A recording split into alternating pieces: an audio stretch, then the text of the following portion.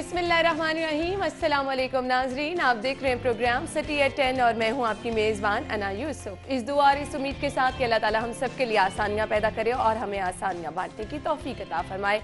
आज के शो के आगाज़ में सबसे पहले कुछ बात होगी कल के मौसम के हवाले से। और कल हमने देखा कि एकदम से शहर में बारिश, प्रेडिक्शन तो की जा रही थी कि वीकेंड पे बारिश होगी, लेकिन कल जो बारिश हुई, जिस तरह से मौसम जो था वो सर्द एकदम से हो गया है। तो मौसम तो सर्द हो गया, सबसे बड़ी ब्लेसिंग ये है कि बारहा जो कहा जा रहा था कि स्मॉग के बादल छट जाएंगे, तो फाइनली बारिश का इंतज़ार भी किया जा रहा था। बहुत सारे लोग दुआएं भी कर रहे थे कि बारिश हो और कुछ हालात जो हैं वो बेहतर हो जाएं। लेकिन इसके साथ साथ चूँकि अब सर्दी की एक लहर हम देख रहे हैं, आगे मज़ीद भी बढ़ेगी और अब भी जो है वो मौसम सर्द हो गया है। इसमें एहतियात की बहुत ज़्यादा ज़रूरत है। छोटे बच्चों का जो है वो बहुत ज़्यादा ख्याल रखिए, क्योंकि सर्दी जब स्टार्ट होती है तो बहुत सारे बच्चे हम देखते हैं बीमार हो जाते हैं। बाहर जब भी घर से निकलें तो एहतियाती तदाबीर जो है वो भी, उनका भी ख्याल ज़रूर रखें। साथ ही साथ वीकेंड पे बहुत सारे लोग घरों से बाहर निकले, कोरोना केसेस भी हमने देखा बढ़े हैं। इस पर भी शो में आगे चलकर बात होगी, कुछ शहर की सूरत हाल डिस्कस करेंगे और आपको बताएंगे कि महंगाई कहाँ तक पहुँच गई है, लोग परेशान नज़र आ रहे हैं। इसके साथ साथ कुछ दीगर खबरें भी प्रोग्राम का हिस्सा बनाएंगे और मिलवाएंगे आपको आज के मेहमानों से। फिलहाल मौसम की हमने जब बात की तो स्टार्ट कर लेते हैं मौसम की सूरत हाल से।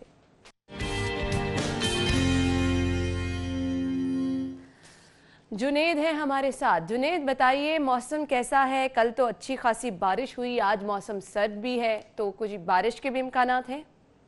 अजी, लाहौर शहर के मौसम की अगर बात की जाए तो मौसम जो है वो इंतहाई खुशगवार है। ठंडी हवाएं जो हैं वो चल रही हैं और मौसम में भी खासी तब्दीली जो है वो महसूस करने में आ रही है। और अगर आज दर्जा हरारत की बात की जाए तो आज सुबह के वक्त कम से कम दर्जा हरारत जो है 11 डिग्री सेंटीग्रेड रिकॉर्ड किया गया, जबकि आज ज़्यादा से ज़्यादा दर्जा हरारत जो है वो 21 डिग्री सेंटीग्रेड तक जाने का इम्कान है। और महकमा मौसमियात के मुताबिक आज मौसम जुज़वी तौर पर अबरआलूद ही रहेगा और शहर के मुख्तलिफ मकामात पर जो है वो हल्की बारिश हो सकती है। और बारिश के चांसेस जो हैं वो दोपहर तक हैं और दोपहर के बाद जो है सूरज की किरणें जो हैं वो नमूदार होंगी और बादल और सूरज की आग मचौली का सिलसिला आज दिन भर जो है वो जारी रहेगा। महकमा मौसमियात के मुताबिक आज ज़्यादा से ज़्यादा दर्जा हरारत जो है वो 21 डिग्री सेंटीग्रेड। अगर हवा में नमी के तनासब की बात की जाए तो सुबह के वक्त 95%, जबकि शाम के वक्त जो है वो 83% तक जाने का इम्कान है। और मौसम जुज़वी तौर पर क्योंकि अबरआलूद है, जिसकी वजह से स्मॉग भी जो है वो कम रिकॉर्ड की गई है। और अगर आज एयर क्वालिटी इंडेक्स की बात की जाए तो क्वालिटी इंडेक्स जो है 176 रिकॉर्ड किया गया, जो कि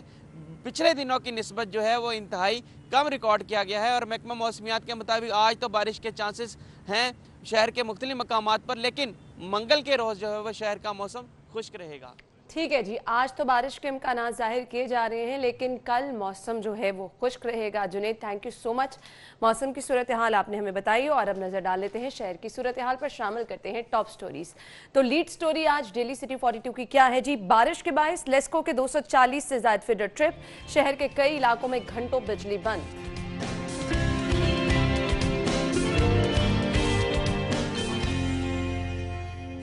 कोरोना से मजीद 6 लाहौरी जान की बाजी हार गए। 279 नए मरीज। शहर में कोरोना केसेस की कुल तादाद 57,734 तक पहुंच गई।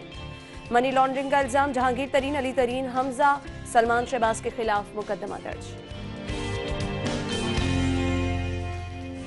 और गैर कानूनी नंबर प्लेट्स वाली गाड़ियों के खिलाफ मुकदमा दर्ज करने के अहकाम।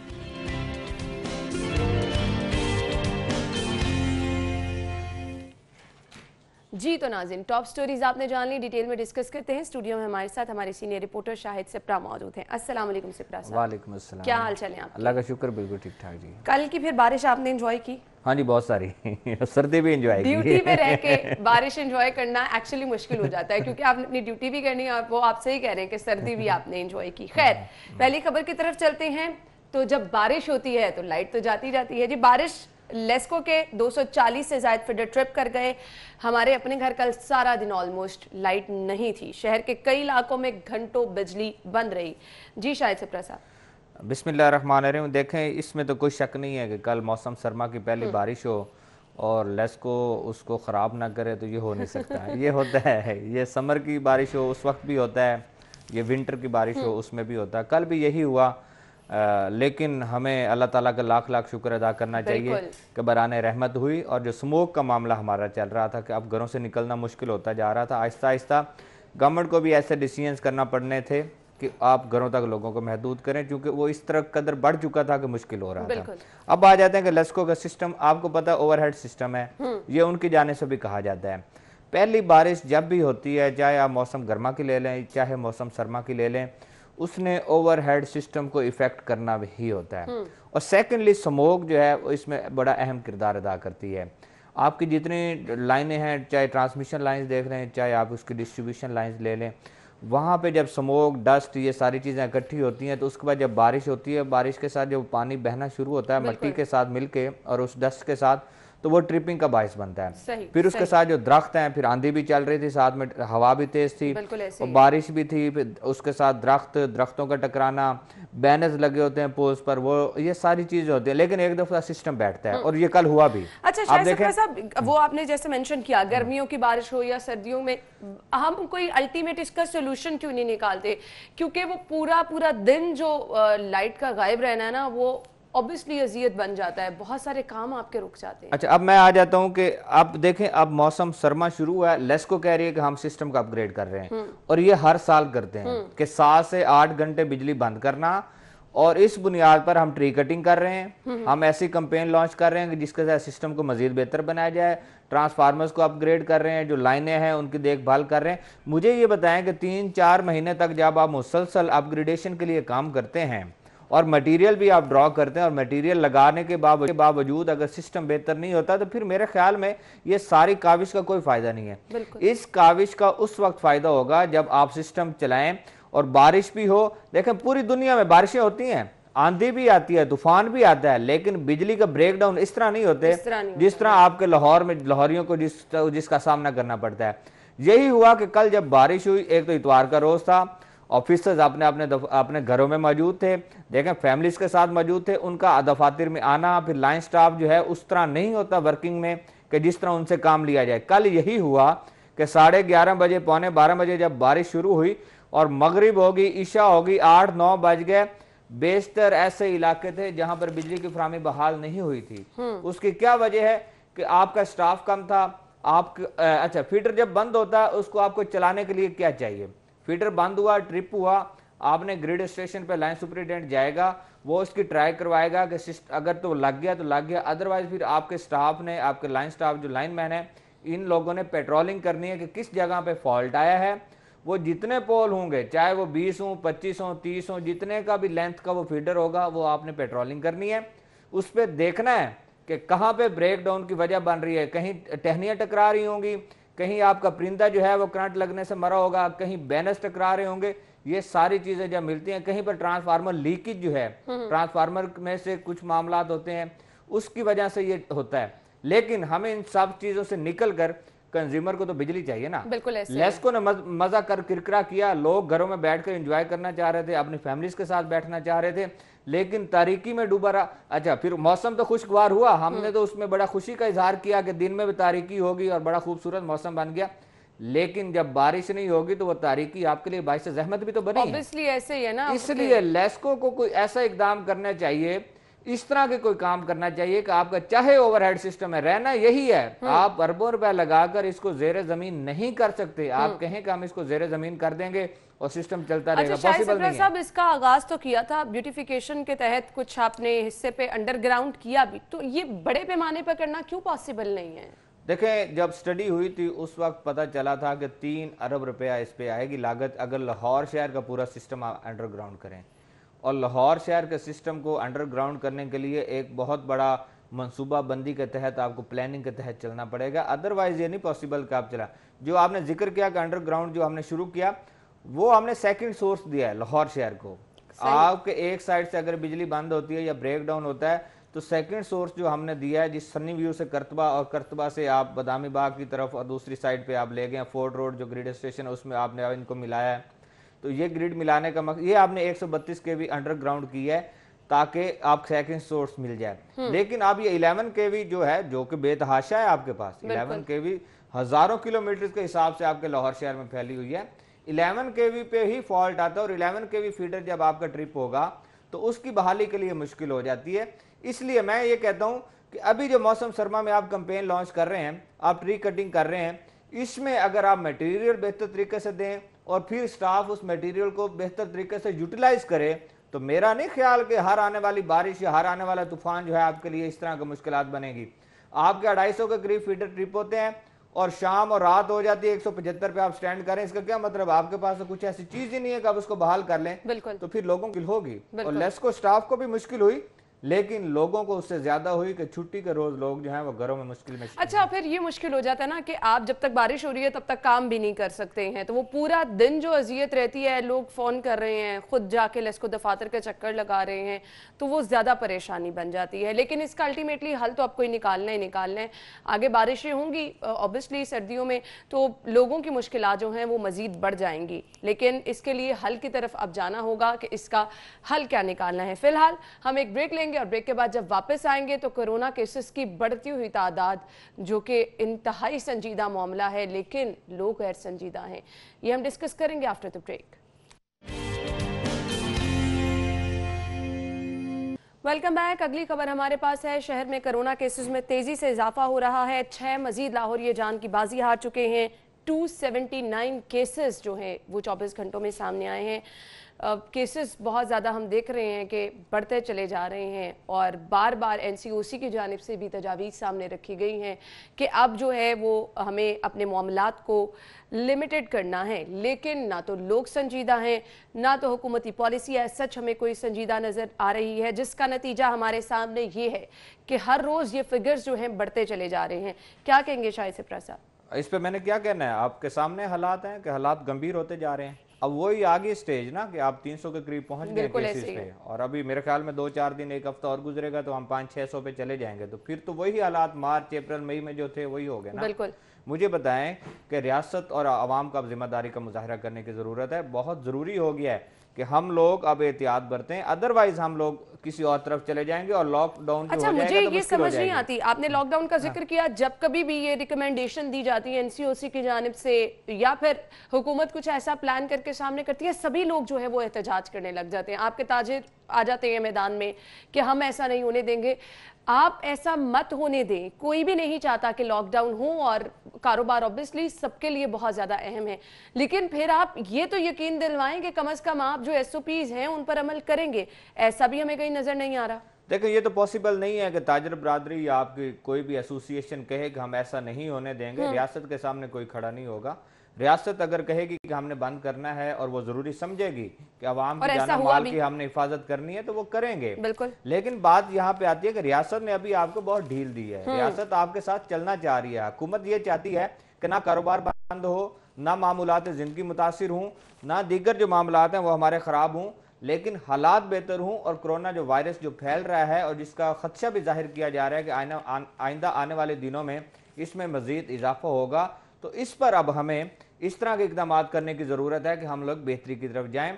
और सिर्फ देखें, इस वक्त हुकूमत कह रही है कि आप एहतियात कर लें।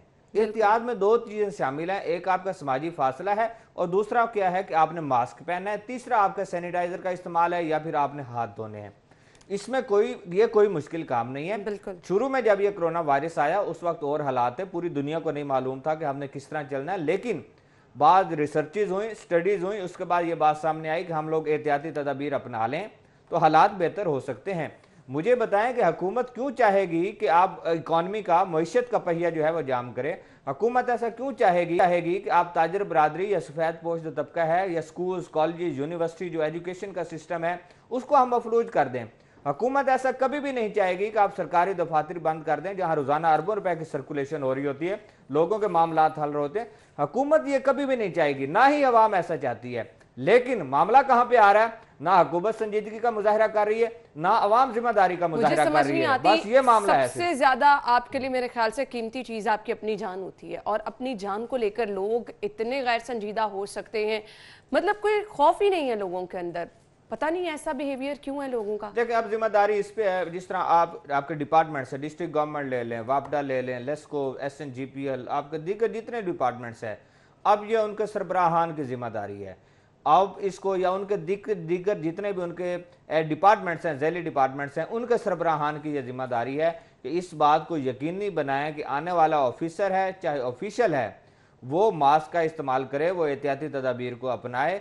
अदरवाइज हालात ख़राब हैं। अगर वो करेगा, अच्छा फिर क्या है कि ताजर बरादरी पे हम लोग आ जाएं, ताजर बरादरी भी ये चाह रही होगी, आपकी किसी भी मॉल पे किसी दुकान पे आप चले जाएं, उन्होंने अपने दाखिली रास्ते पे लिखा जरूर है कि मास्क के बगैर आना मना है, लेकिन वो बस लिखने की हद तक है। बिल्कुल ऐसे अगर आप उस पर अमल दरामद भी शुरू करवा दें तो मेरे ख्याल में कोई मुश्किल नहीं होगा। लेकिन उसके साथ मैं आवाम से भी कहूंगा और बिलखसूस खातून खाना से भी कहूंगा, खवातीन जब अपनी शॉपिंग के लिए निकल रही हैं, देखें शादी ब्याह का आजकल सीजन चल रहा है, शॉपिंग होनी है, कोई नहीं उनको रोक रहा, लेकिन वो जब अपने घरों से निकलें शॉपिंग करने के लिए या बाजार मार्केट में जाएं तो वो मास्क का इस्तेमाल करें। जहां 2 जा रही है 1 चली जाए, जहां 4 जा रही है 2 चली जाए, इसमें कोई नहीं है। बेशक उनको ये बुरा लग रहा होगा, लेकिन इससे फायदा क्यों होगा कि आज जिस हालात की तरफ हम लोग जा रहे हैं, हम लोग बंद गली में फंस जाएंगे। जब बंद गली में चले गए तो मुश्किल हो जाएगी, और फिर ही वही हालात खुदा ना खासा अप्रैल मई वाले आ गए तो फिर हम लोग इस बात के मुतहम्मिल नहीं है।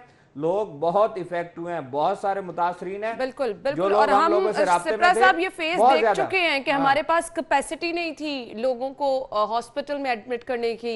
मतलब इस कदर बुरे हालात में हमने लोगों को देखा है कि ना तो अस्पतालों में कैपेसिटी थी, समझ नहीं आ रहा था कि करना क्या है। तो प्लीज एहतियात कीजिए, क्योंकि इन हालात के हम मुतहम्मिल नहीं है।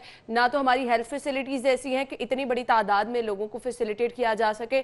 तो इसका हल सिर्फ और सिर्फ एक ही है, खवातीन मर्द हजरात जो कि अपने कारोबार के लिए जा रहे हैं या खवातीन शॉपिंग के लिए जा रही हैं, सिर्फ और सिर्फ एहतियात कीजिए, ज्यादा रश वाली जगह पे मत जाइए। मास्क का अगर आप इस्तेमाल कर लेंगे तो बहुत हद तक आप अपने आप को महफूज रख सकते हैं।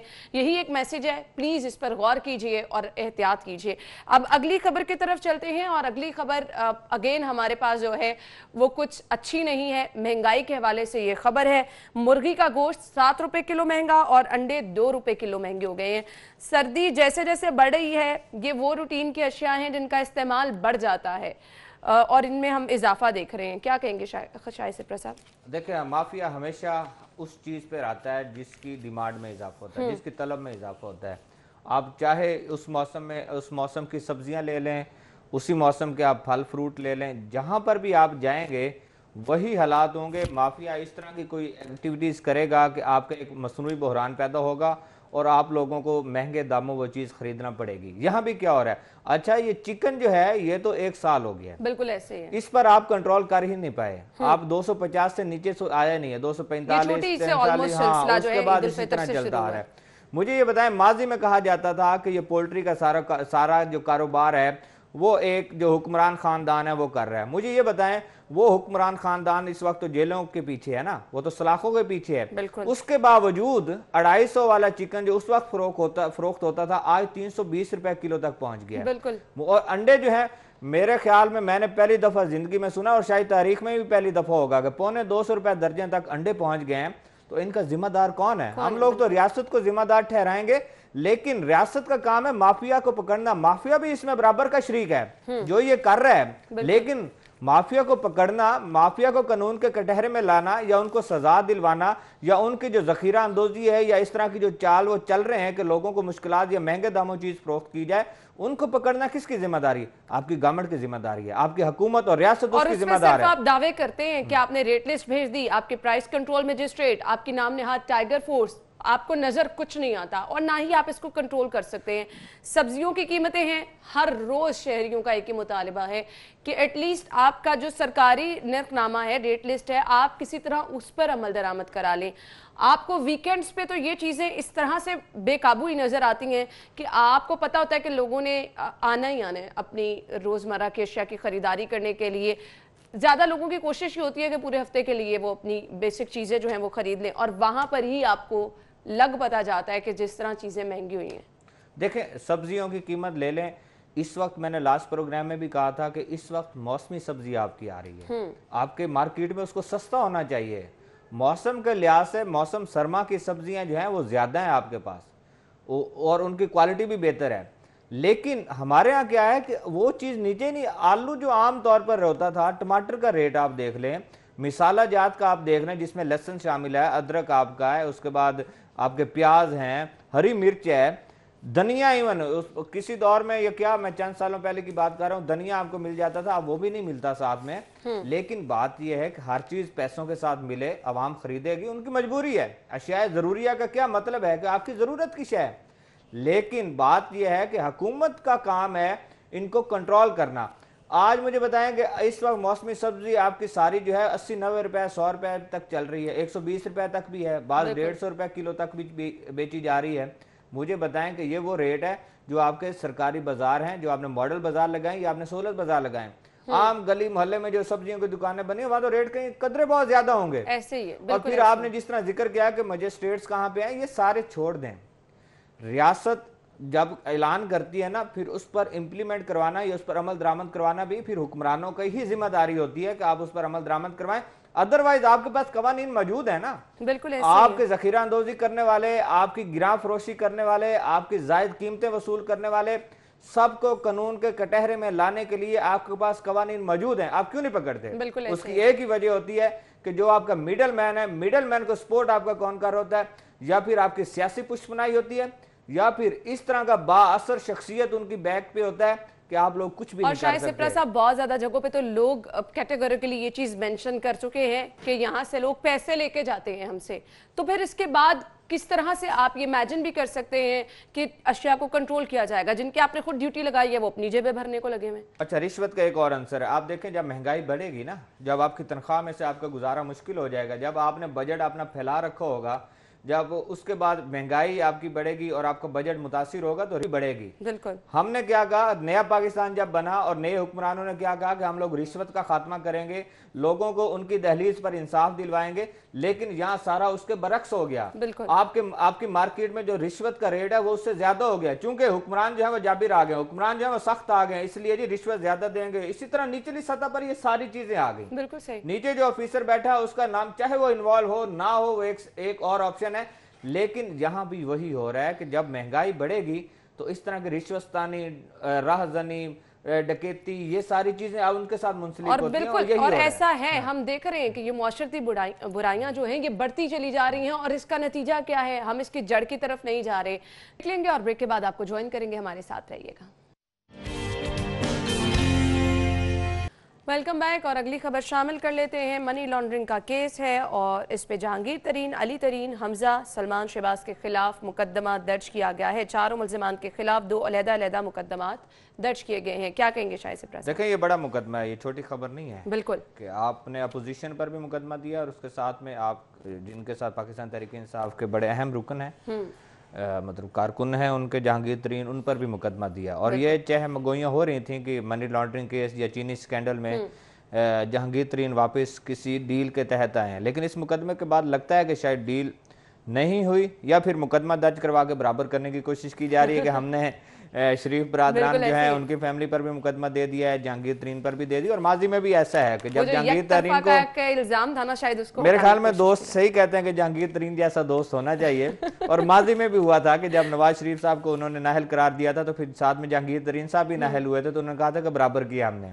और सोशल मीडिया में इस तरह की बातें जो है वो सामने आई थी। तो अब भी वही लग रहा है कि आपने मनी लॉन्ड्रिंग का केस है, साथ में चीनी का स्कैंडल है, उसके साथ ही दोनों पार्टियों पर आपने मुकदमा दर्ज कर दिया। लेकिन बात यह है कि मनी लॉन्ड्रिंग होना एक बहुत बड़ा इल्जाम है। अगर हुई है तो इनको कानून के सामने आना चाहिए, इनको अपने जितने भी मामला हैं उनको सामने जस्टिफाई करना चाहिए। और इससे कबल भी जहांगीर तरीन हमेशा कह चुके हैं, और अपने प्रोग्राम से उनके स्टेटमेंट्स भी सुन लें कि वो सारे कुछ करने को तैयार हैं। लेकिन चीनी स्कैंडल पर उनका मौक़िफ़ बड़ा वाज़ेह था। उनका ये मौक़िफ़ मेरे ख्याल में सबको मानने के लिए भी लोग तैयार होंगे कि आपकी सूबाई कबीना एक चीज की इजाजत दे रही है कि हमारे पास जायद चीनी मौजूद है और उसके बाद आप इसको एक्सपोर्ट कर लें, तो इसमें जिसके पास चीनी मौजूद है अगर उसने एक्सपोर्ट किए तो उसका क्या जुर्म है? बेसिकली उनका मौक़िफ़ बिल्कुल ठीक है, लेकिन उसके बावजूद जहांगीर तरीन पे मुकदमा हुआ, उनके बेटे पर भी मुकदमा हुआ, अरबों रुपए का स्कैंडल है। अब देखते हैं कि एफआईए इनको गिरफ्तार करती है। का एक बहुत बड़ा मुतालबा था मेरे ख्याल से, कुछ अब ऑपोजिशन अरकान को भी तसल्ली हो गई होगी कि चले कुछ तो नजर आ रहा है। नहीं तो सिर्फ अपोजिशन को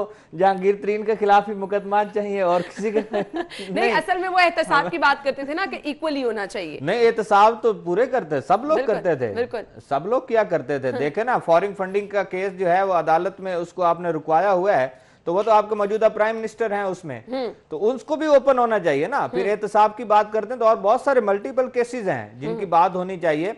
लेकिन मैं ये कह रहा हूं कि पीटीआई में मेरे ख्याल में इस तरह का दोस्त या इस तरह का कारकुन होना बड़ी अहमियत की हामिल है कि जब भी मुश्किल वक्त आया पाकिस्तान तहरीक इंसाफ पर, या जब भी उनको जवाब देने की कोशिश की जाती है तो उन पर मुकदमा दर्ज करवा दें जी, या उनको नहल करवा दें। लेकिन नहीं, एहतसाब सबका होना चाहिए। अगर वो इसमें मुलविस हैं तो मेरे ख्याल में सजा उनको हो जाएगी, वो अदालतों का भी सामना करेंगे, वापस भी आ चुके हैं।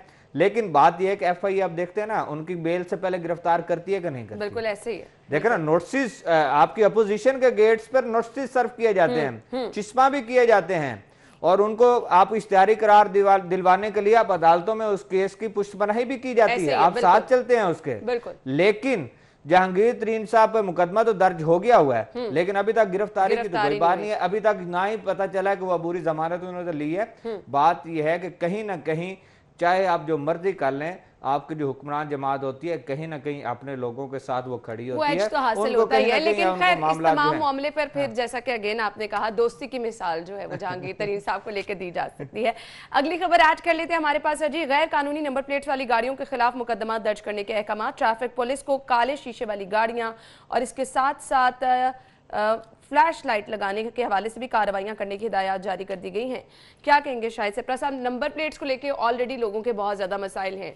जो एक हम देख रहे थे कि लोगों के मसाइल ये थे कि नंबर प्लेट्स मिल ही नहीं रही हैं, उस पर भी एक खुशखबरी हमने सुनाई थी कि चलें अब बहुत हद तक ये मसला हल होने जा रहा है, साई साहब ने खबर दी थी। लेकिन इसके बावजूद अगर अब मुकदमा दर्ज करने लग जाएंगे तो वो जो लोगों की मुश्किलात हैं उनको भी तो टाइमली हल करना है ना। देखें, एक तो आप कानूनी तौर पर कहें या आपकी शहर की सिक्योरिटी के हवाले से बात हम लोग करें तो हमें गवर्नमेंट ऑफ पंजाब की नंबर प्लेट या गवर्नमेंट ऑफ पाकिस्तान की जो नंबर प्लेट वो दे रहे हैं उनको लगानी चाहिए। ऑब्वियसली बहुत जरूरी है। देखें वो क्यों ज़रूरी है कि आपने सेफ सिटी जो प्रोजेक्ट आपने बना रखा है, जिसपे इतने खर्चे आपने किए हैं, इतने अखराजात किए हैं और अभी हो भी रहे हैं, तनख्वाहों में मद में जा भी रहे हैं, एक पूरी अथॉरिटी आपके पास, ये उस वक्त कारआमद साबित होगी जब आपकी नंबर प्लेट्स जो हैं वो गवर्नमेंट ऑफ पंजाब के पास गाड़ियाँ आपकी रजिस्टर्ड होंगी। अच्छा, क्या हुआ कि महकमा एक्साइज के पास प्लेट्स ख़त्म हुई, वो उनको मिली ना, और बहुत सारे शहरियों ने अपनी प्लेट्स लगवा ली। लेकिन अब महकमा एक्साइज को एक बजाय के मुकदमा दर्ज करवाने के मैं हक में नहीं हूँ। मुझे ये नहीं समझ आती कि हुकूमत क्यों चाहती है कि हर जगह पर आप मुकदमा दर्ज करवा दें, FIR करवा दें। क्यों? आप कैंपेन लॉन्च करें, आप लोगों को टाइम दें। लोगों ने 2-3 साल इंतजार भी तो किया ना। एक्साइज के पास जब प्लेट्स नहीं थी, जब नंबर प्लेट्स अब उनको नहीं दे रहे थे, तो उस वक्त लोगों ने आम नंबर प्लेट लगवाई। ये मसला अभी तक चल रहा है, हम लाइव कॉल्स लेके लोगों के इश्यूज सुन चुके हैं। आप 2 साल आप उस वक्त बैठे रहे जब आप पर जिम्मेदारी आयद हुई, जब आप पर थी कि आप नंबर प्लेट्स नहीं दे रहे। जब आपने कुछ देना शुरू की तो अब आपने सारा मलबा अवाम पर डाल दिया। आप उन पर मुकदमा दर्ज हो, क्यों ना आप पर क्यों ना हो कि आपने 2 साल डिले क्यों किया? आपने लोगों से फीसेस वसूल की, उसके बावजूद आप लोग बैठे रहे, तो फिर आप पर भी मुकदमा दर्ज होना चाहिए। मुकदमात से मामलात नहीं चलते, कहीं ना कहीं अवाम को साथ आपको लेकर चलना पड़ता है। उनको टाइम दें, उनको बताएं कि 3 महीने, 4 महीने, 5 महीने कोई वक्त दें कि इस दौरान आपके सारे मामलात एक्साइज से क्लियर करवाएं और अपनी नंबर प्लेट्स गाड़ियों की चेंज करवाएं, बजाय कि आप प्राइवेट या फैंसी या जो भी आपने नंबर प्लेट्स लगाई हैं वो उतार लें। उसके बाद अगर उसके बावजूद आपकी डेडलाइन गुजरने के बावजूद अवाम उस पर नहीं अमल दरामद करती तो फिर चाहे आप मुकदमा दर्ज करवाएं, चाहे उनको भारी जुर्माने करें या फिर आप पर लेकिन उसके लिए जरूरी सबसे पहले ये है कि आप अपने मसाइल हल कर लें, लोगों को नंबर प्लेट जारी करें। होगा कि शहरी जाए एक्साइज के दफ्तर में तो उसको नंबर प्लेट मिले। बिल्कुल, अदरवाइज नहीं इसका हल, वो जाए किसी के पास कोई ना, पहले आप अपने मसाइल हल करें, देन आप लोगों की तरफ कार्रवाई की तरफ आए। वो बहुत ज्यादा जरूरी है क्योंकि लोग शिकायतें ये कर रहे हैं कि जी साल हो गए हैं, बाइक की नंबर प्लेट उनको नहीं मिल रही है। तो फिर अगर इस तरह से फाइन्स किए जाएंगे तो ऑब्वियसली वो तो बहुत गलत चीज हो जाएगी। लोगों ने उस पर भी फिर वो जो हम देखते हैं ट्रैफिक वार्डन्स के साथ लड़ाई झगड़े होते हैं, या फिर अब सेफ सिटी के कैमरों से जो है इसकी मदद लेने की कोशिश की जा रही है। तो सबसे पहले जरूरी ये है कि इस चीज को यकीनी बनाया जाए कि आया नंबर प्लेट्स लोगों को टाइमली मिल रही हैं, उसके बाद कार्रवाई होनी चाहिए। अगली खबर की तरफ चलते हैं। अगली खबर हमारे पास है, अफसोसनाक वाकया बागबानपुरा में 7 साल बच्ची ज्यादती के बाद कत्ल और मुलजिम को गिरफ्तार कर लिया गया है। ये वाकयात हम मतवातर देख रहे हैं, होते चले जा रहे हैं। प्रॉपर कानून साजी इस पर शायद से प्रसाद वक्त की अहम जरूरत बन चुकी है। देखिए, हमने ज़ैनब अलर्ट जो है इस पे ऑर्डिनेंस हमने दिया है। जब कसूर में केस हुआ था और उस वक्त बहुत अफसोसनाक वो केस था, बड़ा high profile international national media पे हुआ, आपके हुक्मरान जो हैं उनकी जानिब से भी इस पे बातें हुई। लेकिन बात यह है कि उसके बावजूद लाहौर शहर में ऐसे केसेस रिपोर्ट होना और बागबानपुरा जहां पर ये केस रिपोर्ट हुआ आपका गुंजान आबाद इलाका है। बिल्कुल। तो ऐसे लोगों को आप किसी न किसी जगह पर ऐसी सजा दिलवाएं कि लोग इससे इबरत पकड़ें। अदरवाइज ये लोग जो है ये बाहर निकलते हैं, उनके अदालतों से इनको रिलीफ मिल जाता है, इन्वेस्टिगेशन उनकी वीक हो जाती है, मामला कहीं ना कहीं हैंडल हो जाते हैं, तो फिर वही हालात रहते हैं। मुझे ये बताएं कि ये बंदा जो मुजरिम है, इसको मुजरिम तो अदालत ने करार देना ही है, FIR दर्ज होगी, मुलजिम बन चुका है, लेकिन जब उसने इतराफ जुर्म कर लिया तो मेरे ख्याल में वो मुजरिम बन चुका है। बात यह है कि उसने उस बच्ची को वर्गलाया, पैसे दिए, चीज दी, घर ले गया। उसकी बीवी जो है वो नाराज होकर अपने मेके गई हुई थी। उसके बाद जब रात के पिछले पहर में 3 बजे उसकी डेड बॉडी उसके घर के 50 मीटर के फासले पर फेंक दी। मुझे ये बताएं कि इतना दीदा दिलेरी लोग जो हैं इतना बड़ा जुर्म करके वो क्या कर रहे हैं। उसके बाद क्या हुआ कि जब लोग उसकी फैमिली ने ढूंढना शुरू किया बच्ची की, उसके साथ मिल गया। अच्छा, ये हर केस बिल्कुल सही कहा, क्योंकि हमेशा ये आपका पड़ोसी या हमसाया या आपके जानने वाले इन केसेस में मुलविस होते हैं, बाहर से आकर कोई भी नहीं होता, मोहल्लेदार की हद तक होता है। वो ढूंढता रहा, लेकिन खवातीन जो थी उनकी जानिब से पुलिस को रिपोर्ट दी गई कि ये बंदा जो है वो ठीक नहीं है, इसके हरकत व सकनात ठीक नहीं है, आप इनको पकड़ें या इसके घर की इसकी तलाशी लें। तो फिर घर की तलाशी ली तो बच्ची का जूता आपको वहां से मिला। बिल्कुल। उसके बाद पुलिस ने मुलजिम को गिरफ्तार किया, उसने इकरार जुर्म किया। बात यह है कि जब तक हम इस तरह की सख्त कवानीन नहीं बनाएंगे या इनको, मेरे ख्याल में तो ऐसी सजा होनी चाहिए कि इनको दुनिया में नहीं होना चाहिए, बिल्कुल इनको फांसी की सजा होनी चाहिए। ये इस काबिल ही नहीं है कि 7 साल 5 साल 4 साल, अभी थोड़े दिन पहले कश्मीर का केस हुआ आपके सामने है। बिल्कुल। उसके बाद ये अच्छा लाहौर शहर, ये बड़े शहर में ये रिपोर्ट हो जाते हैं, कुछ चीजें सोशल मीडिया पर आ जाती हैं, लेकिन हमारे जो मज़ाफात के इलाके हैं जहाँ रोजाना की बुनियाद पर ऐसे केसेस हो रहे हैं और उन चौधरियों और उन बड़े और वडेरों के सामने कोई बोलता नहीं है। बिल्कुल सही कहा। इसलिए कानून कोई बनेगा जिनको पता होगा कि हमें इसकी वजह से सजा मिलने वाली है, तो फिर हालात बेहतर होंगे। अदरवाइज लॉ एंड ऑर्डर तो आपके सामने है। सिप्रा साहब, मैं इस चीज की बहुत कायल हूं कि पेरेंट्स को भी अब अपने बच्चों का ख्याल रखना चाहिए। ये जरूरत है, वक्त की अहम जरूरत है कि हम वो जो पहले माहौल था कि गली मोहल्लों में आपके बच्चे खेलने जा रहे हैं और आपको पता ही नहीं है, अब इस चीज को मुकम्मल तौर पर मेरे ख्याल से खत्म कर देना चाहिए। देखिए मेरी बात सुने, आप मुझे बताएं कि 7-8 साल का जो बच्चा है समझदार बच्चा होता है। बिल्कुल। आप उसको घर पे समझा तो सकते हैं, लेकिन अगर वो आप उसको किसी चीज़ के लिए आपने दुकान पर भेजा है या मोहल्ले की दुकान पर आपने पास में भेज दी है, तो मेरे ख्याल में वालिदैन पर आप कितनी जिम्मेदारी इस पर डाल सकते हैं।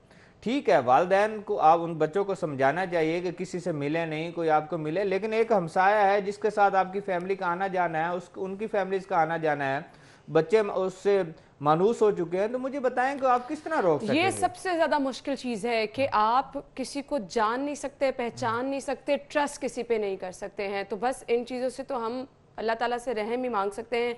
सेकेंडली, पेरेंट्स को भी कहीं ना कहीं अपना किरदार यहाँ पे अदा करना है और अपने बच्चों का बहुत ज़्यादा ख्याल रखना है। दूसरा, इन चीज़ों को लेकर कानून जो है वो अब सख्त करने की ज़रूरत है। ऐसे लोगों को करार वाकई सज़ा देनी चाहिए, मिसाल बनाना चाहिए, ताकि लोगों में कम से कम खौफ जो है वो पैदा हो जाए कि अगर कोई ऐसा करेगा तो उसकी सज़ा क्या है, और खुलेआम ये सज़ा देनी चाहिए, बताना चाहिए कि जो कुछ ऐसे कामों में मुलविस होगा उसके लिए सज़ा ये रखी गई है। हम ब्रेक की तरफ चलेंगे और उसके बाद आपको ज्वाइन करेंगे।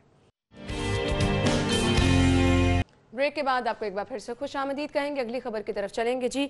नाबीना अफराद का एहतजाज छठे रोज़ भी जारी और चेरिंग क्रॉस से नासिर बाग मुंतकिल हो चुका है। मुजाहिरीन का पनागाहों से लाया गया खाना खाने और बारिश के बावजूद अदबी बैठक की इमारत मुंतकिल होने से इनकार। क्या कहेंगे शाह सिप्रा साहब, अब तो मौसम इतना सर्द हो गया। देखें, नबीना ने हमेशा माजी में भी आप देख लें कि साबिक दौर हुकूमत में भी उन्होंने एहतजाज किया और उन्होंने गर्मी सर्दी नहीं देखी, वो लोग एहतजाज करते थे। मैं तो उस वक्त भी कहा करता था कि कितने आपके पास नबीना लोग हैं जो लोग आपसे रोज़गार मांग रहे हैं, आप इनको दें, आपके पास कोटा भी मौजूद है। और आप मुझे बताएं कि नज़ीर चौहान साहब ने लास्ट टाइम किया था, हमारे पार्लियामानी सेक्रेटरी हैं, MPA हैं पाकिस्तान तहरीक इंसाफ से, उन्होंने मुलाकात की थी, उनका धरना ख़त्म करवाया था। तो आज फिर वो अगर सड़कों पर हैं, इसका क्या मतलब है कि उस वक्त जो जिस बात की उनको यकीन दहानी करवाई गई थी कि उनको नौकरियां देंगे या कोई इस तरह का रोज़गार देंगे, तो आज भी वही हालात है। इसलिए हुकूमत को संजीदगी का मुजाहरा करना है। आप मुझे बताएं कि जो आपके इश्तिआल वाले मुजाहरे होते हैं, जहां तोड़ फोड़ होती है, जहां आपको शेलिंग करना पड़ती है, जहां पथराव हो जाता है पुलिस पर, उनके साथ तो आप टेबल पर बैठ जाते हैं, आपके वुज़रा भी बैठ जाते हैं, आया कि नबीना लोग भी वही काम करें, आप उन पर शेलिंग करें, वो आप पे पथराव करें, उसके बाद आप उनकी बात सुने। देखें, एहतजाज करना हर बंदे का हक है और उसका जमहूरी हक है। वो एहतजाज इसलिए कर रहे हैं कि जब आपके सरकारी दफातर के दरो दीवार पर आपकी बात नहीं सुनी गई, उसके बाद वो आपके पास आए, तो कम अज कम आप उनकी बात तो सुने। वो एहतजाज में बैठे हैं, मौसम सर्द होता जा रहा है, मुश्किल होती जा रही है, लेकिन उसके बावजूद वो लोग बैठे हैं। इसका क्या मतलब है कि उनको इस तरह के मसाइल हैं कि जिसकी वजह से वो आज भी सर्दी में बैठने पर मजबूर है। इसलिए मुज़ाकरात पे आना चाहिए। बिल्कुल, मुज़ाकरात करने चाहिए, कम से कम उनकी बात सुननी चाहिए, फिर उसके हल की तरफ। जी, तो हम गुफ्तगू का सिलसिला आगे बढ़ाएंगे। मुतालिबात शायद सिप्रा साहब ऐसे हैं कि वाकई इन पे बातचीत भी नहीं हो सकती है। नहीं हो सकती है। देखिए, वो तो रोजगार मांग रहे हैं आपसे, और आप दे भी सकते हैं, आपके पास कोटा भी मौजूद है। आप बड़े लोगों को ना दें, कम से कम जो आपने कहा था कि 1 करोड़ नौकरी देते हैं, तो उसमें से ये 50-60 इनको भी दे दें। 200-300 लोग होंगे आपके सूबे भर में, 400-500-1000 हो जाएगा, यही कुछ होगा ना। आप करोड़ को ना दें, लेकिन ये चंद अफराद जो हैं इनको तो दें ना, इनसे बात तो करें। बात मैं वही कह रहा हूँ कि एहतजाज पर जब लोग जाते हैं, उस वक्त जब आपकी कहीं पर कोई सुनवाई नहीं होती, लेकिन एहतजाज करने का मकसद एक ही होता है कि आपके जो हुक्मरान आपके जो ठंडे कमरों में बैठे हुए हैं, जो शीशे के कमरों में बैठे हुए हैं, उन तक आवाज पहुंचे। और कौन पहुंचाता है? आपका मीडिया पहुंचाता है, या आपका सोशल मीडिया पहुंचाता है। उन तक पहुंचने के बावजूद अगर हुक्मरान जो हैं वो उनसे बात नहीं करेंगे, तो फिर अल्टीमेटली कहीं ना कहीं नुकसान होगा। ये वही लोग हैं जो आपकी मेट्रो बस को भी बंद करते रहे, जो आपके मेन माल रोड को भी बंद करते रहे, लेकिन उस तक वो नौबत नहीं आनी चाहिए। आप इनको बुलाएं, इनसे बात करें, बात करने के बाद इनसे उनके मुतालबात सुने। कुछ जायज़ होंगे, कुछ ऐसे होंगे जो हुकूमत के बस में नहीं होंगे। इसमें नहीं है कि वो 100% पूरे हो जाए, लेकिन जिन पर आप इनको यकीन दहानी करवाएं कि हम लोग ये आपको पूरा करने जा रहे हैं, उसको मामलात में आपको दरमियानी रास्ता निकालना पड़ता है। कोई बातें उनकी मान लें, कुछ चीज पे अपनी उनको जो है वो आप तैयार करेंगे, ये मामला जो है वो नहीं माने जा सकते, लेकिन एटलीस्ट बात करनी तो चाहिए उनको। मैं तो वही कह रहा हूँ कि आप जो इश्तियाल वाले आपके जितने मुजाहिरे हैं आप देख लें, माजी में बड़ी मिसालें हैं, जो आपके मार रोड को बंद करें, जो आपके ठोकर न्याज को बंद करें, जो आपके मुख्तलिफ शहराओं को बंद करके आपके पुलिस पर पथराव करें, आप उनको बुलाते हैं, उनको टेबल पर बिठाते हैं, उनसे मुज़ाकरात करते हैं। और ये वो लोग जो दुनिया को नहीं देख सकते, जो नबीना हैं, जिनको अल्लाह ताला ने वो आपको सिफत नहीं दी कि वो नज़र उनके पास मौजूद हो, तो आप उनको इस तरह टाल रहे हैं। तो मेरे ख्याल में उनको मुआशरे का अहम शहरी समझना चाहिए, और रियासत की मेरे ख्याल में हम लोगों से जो ठीक हैं उनसे ज़्यादा उनकी जिम्मेदारी है कि उनकी बात सुने, उनके पास जाएं कि वो क्या चाहते हैं। इसलिए अब मेरे ख्याल में अब तो हम उनसे रिक्वेस्ट ही कर सकते हैं हुकूमत पंजाब से कि मौसम जिस तरह चल रहा है, अगर इसी तरह सर्दी बढ़ती गई और आपने नासिर बाग में ओपन एरिया में उनको शिफ्ट कर दिया है, तो मेरे ख्याल में तो बड़ी दिनों से बैठे हुए हैं। बिल्कुल ऐसे 6 रोज कम नहीं है, और स्पेशल लोगों के साथ हर मुल्क में स्पेशल ट्रीटमेंट किया जाता है, लेकिन अनफॉर्चुनेटली हमारे यहाँ सूरत हाल हमें मुख्तलिफ नजर आ रही है। थैंक यू सो मच, बहुत बहुत शुक्रिया आपका। नाज़रीन, हम चलेंगे ब्रेक की तरफ, आप जानिए न्यूज हेडलाइंस, जिसके बाद शो में दोबारा आपको ज्वाइन करेंगे। हमारे साथ रहिएगा।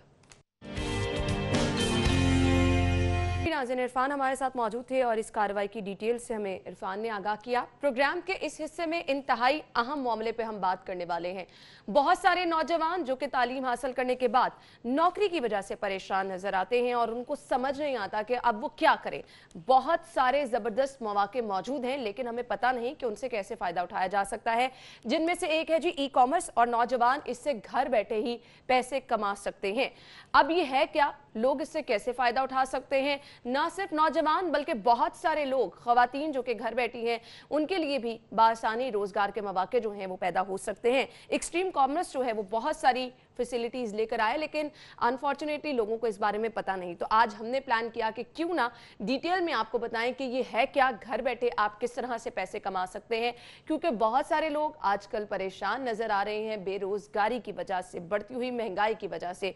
तो ई कॉमर्स, एक्सट्रीम कॉमर्स आपके लिए घर बैठे आसानी किस तरह से पैदा कर सकते हैं, ये हम आपको बताएंगे। स्टूडियो में हमारे साथ हमारे मेहमान जिन्होंने हमें ज्वाइन किया है, तारुफ आपके साथ कराना चाहूंगी। हाफिज अहमद जो कि ई कॉमर्स एक्सपर्ट भी हैं, एंटरप्रेन्योर भी हैं, उन्हें खुशामदीद कहेंगे। अस्सलाम वालेकुम। वालेकुम सलाम। क्या हाल चले आपके? अल्हम्दुलिल्लाह। थैंक यू सो मच, बहुत बहुत शुक्रिया आपके वक्त के लिए। बहुत अहम मामला है, और जब घर बैठे आपको पैसे कमाने वाली ऑप्शन मिले तो मेरे ख्याल से सभी लोग खुश भी हो जाते हैं। असल में मुझे बताएगा ई कॉमर्स है क्या, और फिर जब आप कहते हैं ना घर बैठ के आप पैसे कमा सकते हैं, तो ये लोगों के लिए एक सबसे बड़ी नेमत हो जाती है, ब्लेसिंग हो जाती है। बिल्कुल। अच्छा, पहली चीज़ तो ये है कि ई कॉमर्स बेसिकली आप कोई भी चीज़ जो buying and selling over the internet करते हैं उसको हम ई कॉमर्स कहते हैं। सही। इसमें कुछ तो लोगों को पहले से आइडिया है, पाकिस्तान में लोग कर रहे हैं, जैसे आप फेसबुक पेज बनाते हैं, कुछ बेचते हैं, इंस्टाग्राम पे बेचते हैं, अपना यूट्यूब चैनल बना लेते हैं, कोई भी चीज़ें जो इंटरनेट से रिलेटेड हैं ये ई कॉमर्स में आती हैं। सही। लेकिन हम लोग जिस बारे में गाइड करते हैं वो ये है कि आप सर्विसेज दे के कैसे पैसे कमा सकते हैं। एक तो ये है कि आपके पास इन्वेस्टमेंट है, आप अपनी प्रोडक्ट बेच रहे हैं, लेकिन नौजवान कहते हैं जी हम अभी डिग्री लेके फ्री हुए हैं, पहले हमें अभी ने बहुत पैसे लगा दिए, अब पैसे बिल्कुल नहीं है। बिल्कुल। तो हमें ऐसा रास्ता दिखाएं कि बगैर पैसे लगाए हम कमा सकें। तो उसके लिए हम नौजवानों को गाइड करते हैं। हमारा एक उसके अंदर वीडियो बूट कैंप एक कोर्स है जो जिसकी सैलरी 65,000 से कम है उनके लिए भी फ्री है और स्टूडेंट्स के लिए वैसे ही फ्री है। सही। डिफरेंट यूनिवर्सिटीज़ और कॉलेजेस से अभी हमारे एमओयूज़ वगैरह साइन हो रहे हैं, हम उनको ये कोर्स दे रहे हैं कि आप सारे स्टूडेंट्स को ये कोर्सेज दें। उसके अंदर 50+ कोर्सेज मौजूद हैं और रफली 100 कोर्सेज टोटल हो जाएंगे उसमें अगले कुछ दिनों में। तो ये बहुत ज़बरदस्त चीज़ है। तो नौजवान जो तालीम हासिल कर रहे हैं वो भी ये कोर्स ज्वाइन कर सकते हैं? जी बिल्कुल, जो कर रहे हैं या जो एजुकेशन ऑलरेडी उनकी कंप्लीट हो चुकी है। इसके अंदर सबसे जो मज़े का स्टेप ये आता है कि आप अपने घर बैठ के ओवर द इंटरनेट काम करके पैसे कमा लेते हैं। आज से अगर आप कुछ अर्सा पीछे चले जाएं तो लोग इसको फ्रॉड समझते थे। आप कोई भी चीज़ ऑनलाइन पैसे कमाएं, लोग कहते हैं ये फ्रॉड है। लेकिन अमेज़ॉन जो एक इंटरनेशनल मार्केट प्लेस है, इस वक्त दुनिया की नंबर 1 कंपनी है, वो उसमें कोई ऐसे फ्रॉड के चांसेस नहीं है। आप उस पर अपनी प्रोडक्ट बेचें या सर्विसेज देके। अच्छा, अब ये अमेज़ॉन बहुत सेफ है, जैसा कि आप खुद भी बता रहे हैं, आपका अपना भी ऑब्वियसली एक्सपीरियंस है। पाकिस्तान में नहीं है, लोग किस तरह से फ़ायदा उठाएं? अच्छा, देखिए पाकिस्तान में तो अमेज़ॉन बिल्कुल नहीं है। अमेज़ॉन तो है दुनिया में 9 या 10 मुल्कों में। ठीक। लेकिन अमेज़ॉन की जो आईडी बनती है वो 103 और 105 मुल्कों से, डिफरेंट यूके की 105 से और .com की 103 मुल्कों से बनती है। अनफॉर्चुनेटली अभी उसमें पाकिस्तान बिल्कुल नहीं है, लेकिन हमारे हमसाए हैं, नेपाल है, बांग्लादेश है, श्रीलंका है, इंडिया है। तो हम लोग क्या करते हैं कि जो लोग अमेज़ॉन पे बेचना चाहते हैं वो बाहर यूके में या यूएस में कोई कंपनी खोलते हैं, लीगल एंटिटी अपने नाम पे, और उसी नाम पे अपनी अमेज़ॉन की आईडी क्रिएट करते हैं और अपने प्रोडक्ट बेचते हैं। ये तो हो गया उनके लिए जो प्रोडक्ट बेच रहे हैं। लेकिन जो फ्रीलांसिंग कर रहे हैं उनका तो इससे कोई लिंक ही नहीं है ना। वो सिर्फ स्किल्स सीखेंगे अमेज़ॉन की, अपवर्क और फाइवर पे जाके अपने स्किल्स बेचेंगे, गोरों को बेचेंगे, पाकिस्तानियों को बेचेंगे। यानी आप पाकिस्तान में बैठ के भी अमेज़ॉन पे काम कर सकते हैं? जी जी बिल्कुल। सही। पाकिस्तान में बैठ के अमेज़ॉन पे बेच भी सकते हैं। और अब जिस तरह मैं अमेज़ॉन पे बेच रहा हूँ, लेकिन नौजवानों को हम ये नहीं कह रहे कि आप फौरन अमेज़ॉन पे बेचना शुरू करें।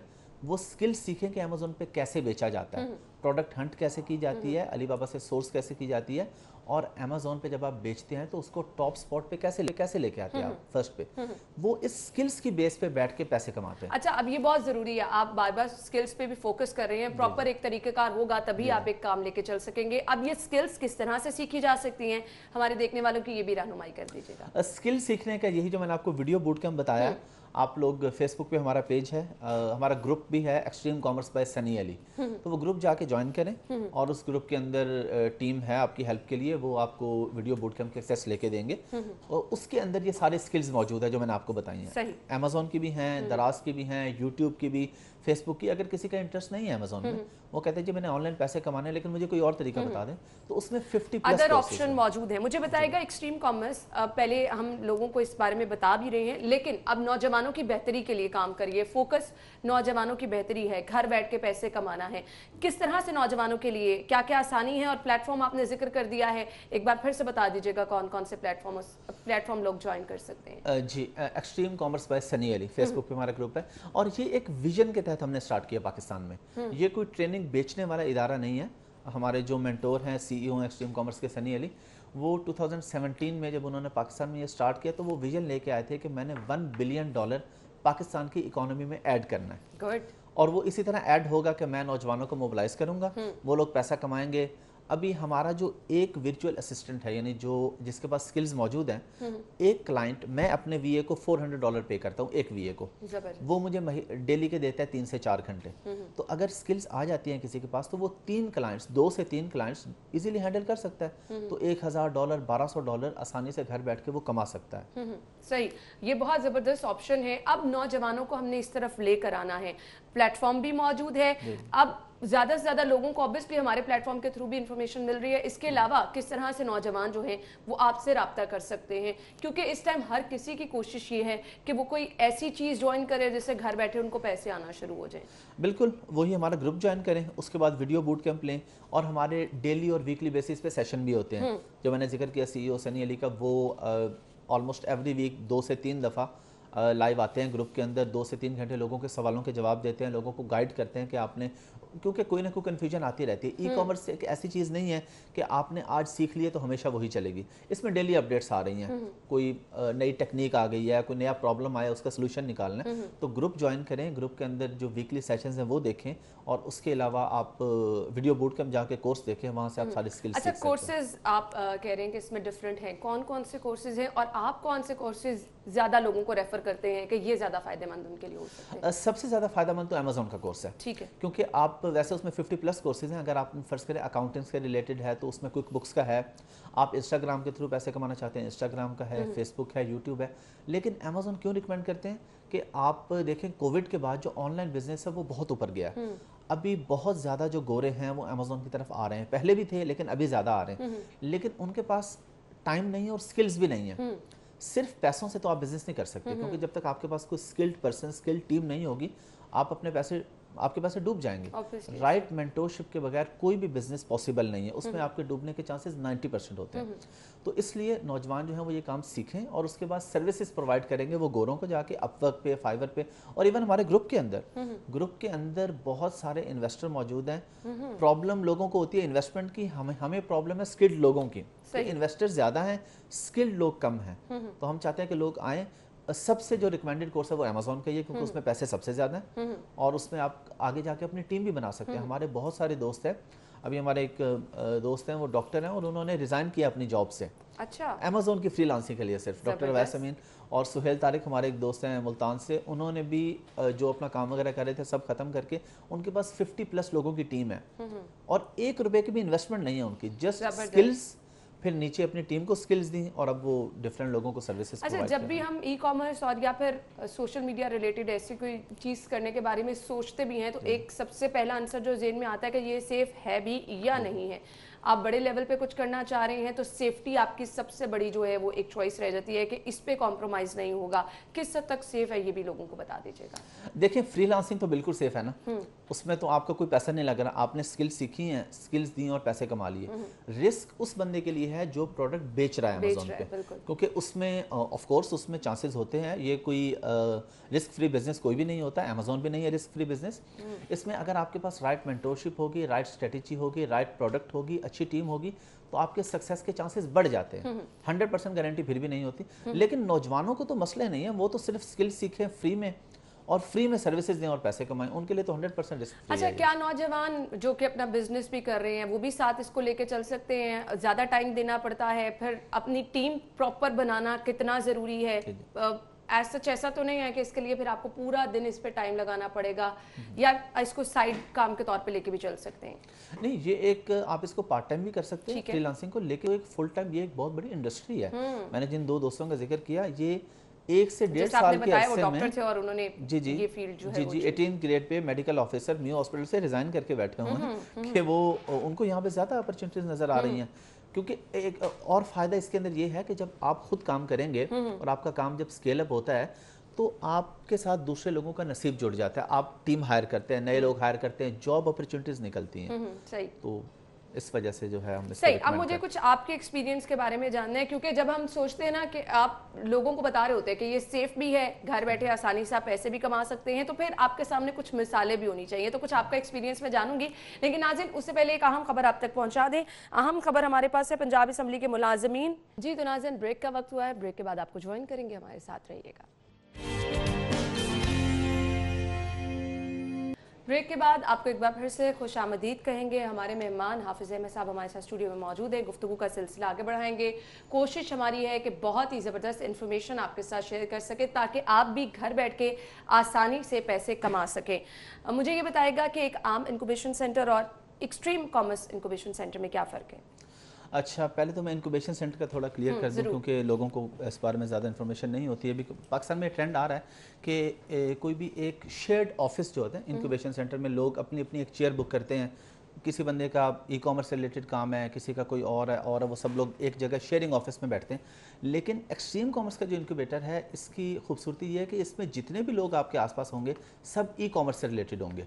तो आपके जो सक्सेस के चांसेस है वो बढ़ जाते हैं कि आपके अगर आपको कोई प्रॉब्लम आ रही है, वहाँ पे लाइव सपोर्ट मौजूद होगी। अभी हमारे लाहौर, कराची और इस्लामाबाद 3 इंक्यूबेशन सेंटर रेडी हैं, जो कि नेक्स्ट फ्यू डेज में ऑपरेशनल होने जा रहे हैं। इसके बाद मुल्तान, फैसलाबाद और पेशावर अंडर कंस्ट्रक्शन है। हमारे पास 1500 की कैपेसिटी है इस वक्त, जो कि डे एंड नाइट शिफ्ट में हम करेंगे तो वो 3000 की कैपेसिटी हो जाएगी। जबरदस्त। तो ये नौजवानों के लिए बहुत ज़्यादा रिकमेंडेड है कि आप जब बिल्कुल स्टार्ट में आते हैं ना, तो घर बैठ के हो सकता है आपको कोई प्रॉब्लम आ रही है कि कोई क्वेश्चन करना है, तो आपको ग्रुप में जाना पड़ेगा, आप ग्रुप में पूछेंगे। तो इंक्यूबेशन सेंटर में दूसरा फ़ायदा ये होता है कि जो हमारे पास इन्वेस्टर्स हैं वो उस बच्चे को चूज़ करते हैं जिसके पास कोई टैग होता है। फ़र्ज़ करें वो जी सनी भाई का स्टूडेंट है, अच्छा इंक्यूबेशन सेंटर में बैठे, उनको पता है कि इसके सक्सेस के चांसेस दूसरे बंदे से कुछ बढ़ जाते हैं, क्योंकि इसके पास पूरी सपोर्ट मौजूद है। तो कोई सेशंस वगैरह भी ऐसे हैं जो लोग ज्वाइन कर सकते हैं? हमारे सेमिनार्स होते रहते हैं। अभी सनी भाई इंशाल्लाह नेक्स्ट ईयर आएंगे जनवरी फरवरी में, तो यहाँ पे पहले भी हमने बहुत सारे सेमिनार्स किए हैं। सेमिनार्स होते हैं, उसके बाद वीकली मीटअप्स होते हैं हमारे लाहौर जो हमारा इंक्यूबेशन सेंटर है, वहाँ पे एवरी सैटरडे को मीटअप होता है। और ये जो मीटअप्स हैं, कोई भी सेशन वगैरह, ये सबको बिल्कुल फ्री ऑफ कॉस्ट होते हैं। अच्छा, अब लोग जो ज्वाइन करना चाहते हैं, इन मीटअप्स का हिस्सा बनना चाहते हैं, वो कैसे ज्वाइन कर सकते हैं? वो हमारा ग्रुप ज्वाइन करेंगे, एक्सट्रीम कॉमर्स पे सनी अली, ठीक है। फेसबुक पे हमारा ग्रुप है, उसके अंदर पूरी डिटेल होती है, डेली अपडेट्स आती हैं कि नेक्स्ट मीटअप हमारा फलां शहर में होगा, ये टाइमिंग होगी, इस जगह पे होगा। सही, तो ये ऑप्शंस मौजूद हैं, आप इससे फ़ायदा उठा सकते हैं। अब मैं आ जाऊंगी आपके एक्सपीरियंस की तरफ। खुद किस तरह से आपने अपना माइंड प्रिपेयर किया और सिलेक्ट किया कि अब आपको ये करना है? क्या कुछ स्टडी के दौरान ही अपना माइंड बना लिया था? अच्छा, इसमें मज़े की चीज़ ये है कि स्टडी जो है वो रेलिवेंट नहीं है इस बिज़नेस से।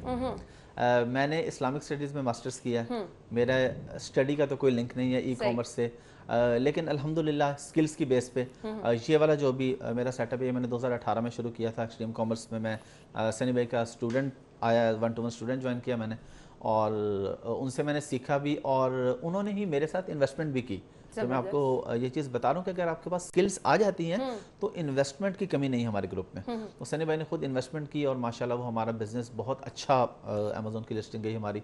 मेरे एक दूसरे पार्टनर है इमरान भाई, मैं सनी भाई और इमरान भाई तीनों मिलकर फिर हमने वो लॉन्चेस की, और वो एसेट हमने फ्लिप किया। अच्छा, फ्लिपिंग का जो सबसे मज़े की चीज़ है, जो लोग अमेज़ॉन पे चीज़ बेचते हैं, तो हमारा जो मेन टारगेट होता है ना, वो मंथली इनकम नहीं होता। हमारा अमेज़ॉन से टारगेट होता है कि हमने कोई बड़े पैसे कमाने, एसेट फ्लिप करना है। तो अमेज़ॉन के बिजनेस का रूल ये है कि फॉर एग्जांपल आप ये ग्लास बेच रहे हैं और आपकी महीने की सेल है $10,000, सही, और प्रॉफिट आ रहा है $3,000, तो आप किसी भी टाइम अपना ये एसेट मल्टीप्लाई बाय 30 मंथ्स इसको फ्लिप कर सकते हैं। इसी तरह हमारा जो एसेट था पहले एक, वो हमारा उस पर माशाल्लाह $12,000 से $14,000 महीने का प्रॉफिट था। तो हमने उसको $3 लाख में फ्लिप कर दिया था 24 महीनों पे। 24 से 30 महीने में जहाँ पे भी आपकी डील बन जाती है। तो एसेट फ्लिपिंग के लिए अमेज़ॉन से बेहतर और कोई हमें इस वक्त नज़र नहीं आता कि जिसमें आप थोड़े पैसों से एक बड़ा एसेट बना सके। लेकिन बात वही है कि सबका नहीं बनता, रिस्की बिजनेस है। अगर राइट मेंटरशिप होगी, आपके पास राइट स्ट्रेटेजी होगी, तो चांसेस बढ़ जाएंगे। सही। अच्छा, अब बहुत सारे नौजवान ऑब्वियसली आपकी बातों से इंस्पायर भी हो रहे हैं। इतनी ज़्यादा कामयाबी आपने जब समेटी हो, ऑब्वियसली आप उस पर स्किल्स का भी जिक्र कर रहे हैं, मेंटोर अच्छा होना चाहिए, ये भी जिक्र करें। कितना टाइम लगा आपको?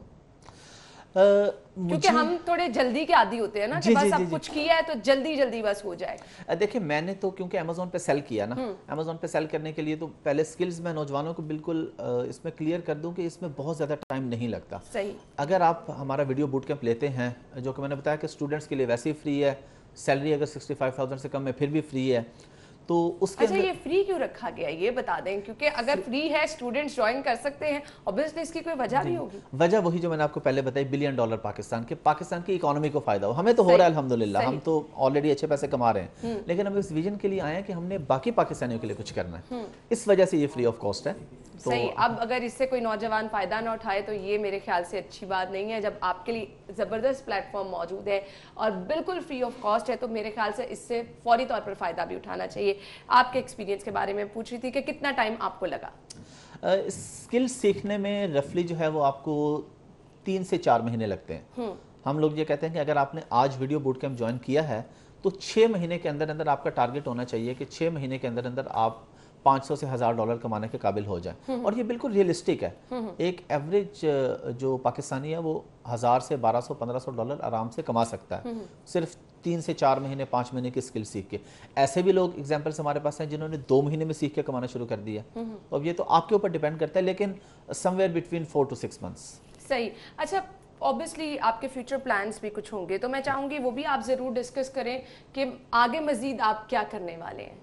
अभी इस वक्त जो हमारा सबसे बड़ा प्लान है, अभी इसी पे हम फोकस कर रहे हैं। सोशल मीडिया पे भी सनी भाई की पोस्ट आई है इस हवाले से कि जो फ्यूचर गोल हमारा है, ये जो 1 करोड़ नौकरियों का प्राइम मिनिस्टर ने कहा था, उसका सोल्यूशन हम लोग लेके आए हैं कि 1 करोड़ नौकरियां वैसे देने के लिए आपको ऑब्वियसली पहले कोई इंडस्ट्री लगानी पड़ेगी, अच्छी खासी अरबों रुपए की इन्वेस्टमेंट करनी पड़ेगी, तो 1 करोड़ नौकरियां निकलेंगी। लेकिन हम कर रहे हैं कि वीडियो बूट कैंप गोल लेके हैं कि हमने ये 1 मिलियन घरों में पहुंचाना है video boot camp free of cost. 1 million का मतलब है कि 4 या 5 मिलियन, क्योंकि घर में 3, 4, 5 लोग होते हैं एवरेज, जो उसको देखेंगे।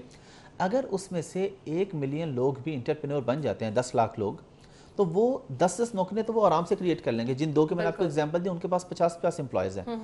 तो ये इस वक्त हमारे पास सोल्यूशन बेटर है कि बगैर किसी इन्वेस्टमेंट के, ना हमें गवर्नमेंट से कोई सपोर्ट चाहिए, किसी किस्म की कोई फाइनेंशियल नहीं चाहिए। वो सनी भाई खुद उस पर पैसा लगा रहे हैं वीडियो बूट कैंप पे, और अच्छा खासा पैसा लग चुका है। मकसद सिर्फ एक है, गोल सिर्फ एक है कि पाकिस्तान का नाम दुनिया में ऊपर आना चाहिए। सही। अच्छा, अब बहुत सारे लोग जिनकी एजुकेशन अच्छी नहीं है, कुछ टेक्निकल एजुकेशन उन्होंने हासिल की है, क्या वो भी इससे फ़ायदा उठा सकते हैं?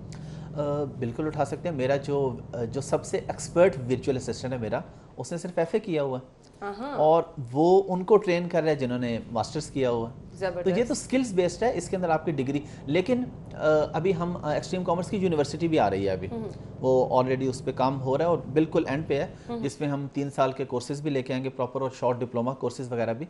और डिग्री भी ज़रूरी है एजुकेशन, लेकिन वो इससे बिल्कुल लिंक नहीं करती है। मैंने आपको जैसे मुर्तज़ा है मेरा वर्चुअल असिस्टेंट, उसके अलावा बहुत सारे एग्जांपल्स हमारे पास हैं ग्रुप के अंदर। ख़वातीन घर बैठे इंटर किया है, सिंपल ग्रेजुएशन किया है, घर बैठे $200-300 आराम से स्किल्स की बेस पे कमा। अच्छा, ये अब बहुत ज़बरदस्त आपने बात की है। हम नौजवानों की भी बात कर रहे हैं, ख़वातीन घर में बैठी, ऑब्वियसली उनको कोई काम भी चाहिए होता है, तो क्या क्या ऑप्शंस ख़वातीन के लिए मौजूद हो सकते हैं? ख़वातीन के लिए तो फ्रीलांसिंग बहुत ज़्यादा बेस्ट है ना, ठीक है, क्योंकि वो ऑफ कोर्स पाकिस्तान में ज़्यादा सहूलत इससे में कि आप घर बैठ के काम कर लें।